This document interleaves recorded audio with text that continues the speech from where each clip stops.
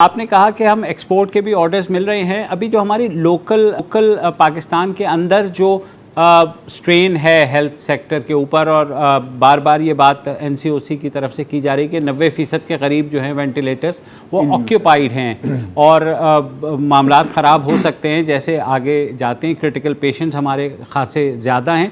तो local market का कोई आपको अंदाज़ा है कि इस वक्त जो प्रोडक्शन है वो किस हद तक, किस लेवल पे है?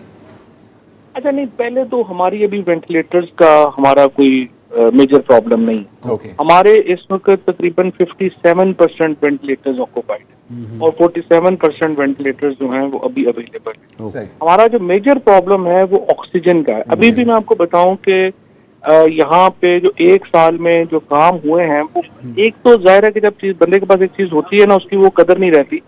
आप देखिए, पहले साल जब पहली कोविड की लहर आई थी, हर चीज की शॉर्टेज हो गई। अब ये तीसरी लहर है और अल्लाह का शुक्र है हमारे यहाँ कोई ना सिर्फ की शॉर्टेज नहीं है, बल्कि हम जो है we are one of the major exporter even today of all PP equipment, जो कि एक बड़ी मैं समझता हूँ कामयाबी है हमारी।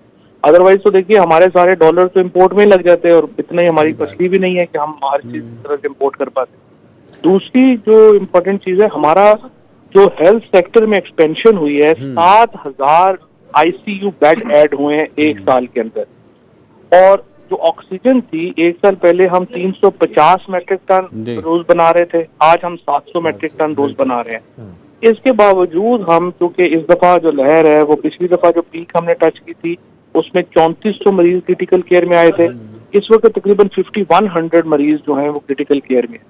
तो उसकी वजह से हमारी जो ऑक्सीजन यूज है वो तकरीबन 90% के ऊपर है। और इसको जो जाहिर है कि हमने, अगर ये कोविड की लहर अगर अगले आप समझिए कि एक हफ्ते में ये 11% से प्लस है, अगर ये नीचे नहीं आती तो फिर हमें जो है वो लॉकडाउन की तरफ जाना पड़ेगा, जो बड़ा ही एक मुश्किल ऐसा फैसला जो प्राइम मिनिस्टर साहब तो बिल्कुल ही उसके खिलाफ हैं और समझते हैं कि बहुत मसाइल पैदा होंगे, लेकिन अनफॉर्चुनेटली हमारे पास कोई रास्ता बचेगा नहीं। लेकिन हमारा जो इस वक्त राइट नाउ जो हमारा प्रॉब्लम है वो दो चीजें हैं। एक तो देखिए ना आप, ऑक्सीजन का मैंने आपको बताया प्रॉब्लम है। दूसरा ये है कि हमारे जो बेड्स हैं उनकी लिमिट है। ये तो नहीं हो सकता, आप अनलिमिटेड तो नहीं आपकी हेल्थ हो सकता।